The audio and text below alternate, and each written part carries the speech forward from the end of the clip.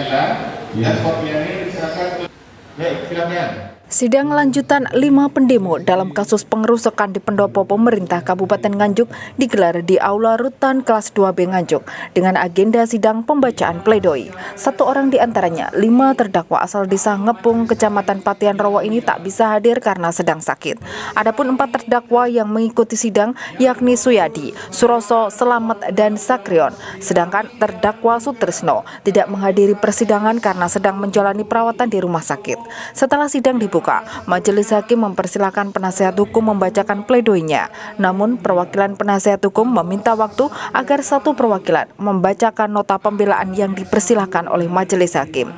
Gundi Sintara, Ketua Tim Penasihat Hukum terdakwa menjelaskan, kasus ini bukan kasus kriminal biasa, sebab dalam kasus ini para pendemo sedang memperjuangkan mengenai transparansi keuangan pemerintah di desanya.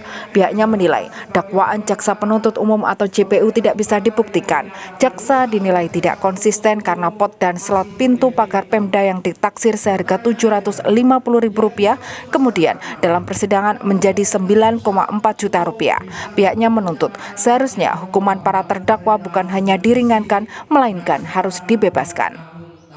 Menurut pendapat kami dari tim penasihat hukum itu tuntutan terhadap dakwaan JPU itu memang tidak bisa dibuktikan. Untuk harga kerusakan itu apakah sudah sesuai dengan yang diprediksikan? Itu juga lucu ya. Masa pot ya rusak, pecah ya. Kemudian slot pintu itu patah. Masa sampai 9.400.000. Nah, ternyata setelah kita dalam persidangan itu ternyata yang menghitung itu bukan pejabat Pemkab, yang menghitung ada rekanan yang menurut pejabat Pemkab itu yang saat ini masih dalam masa pemeliharaan atau P2. Sehingga Pemkab itu sebetulnya menurut saksi itu belum mengeluarkan uang dari APBD untuk biaya perbaikan slot itu.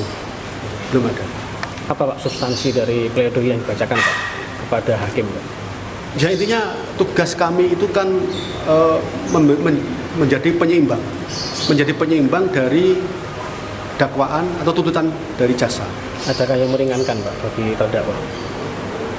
Kalau meringankan ya menurut saya tidak hanya meringankan tapi harusnya dibebaskan. Kenapa? Karena tadi unsur-unsur di dalam pasal 170 ayat 1 itu memang bisa kita patahkan berdasarkan fakta di dalam persidangan. Sementara itu, usai pembacaan nota pembelaan oleh terdakwa maupun penasihat hukum, Majelis Hakim mempersilahkan pihak JPU untuk menanggapi. Namun pihak JPU meminta waktu sekitar 1 minggu untuk menanggapi pledoi tersebut. Dari Nganjuk, Sofyan Hanafi, Bayu TV melaporkan.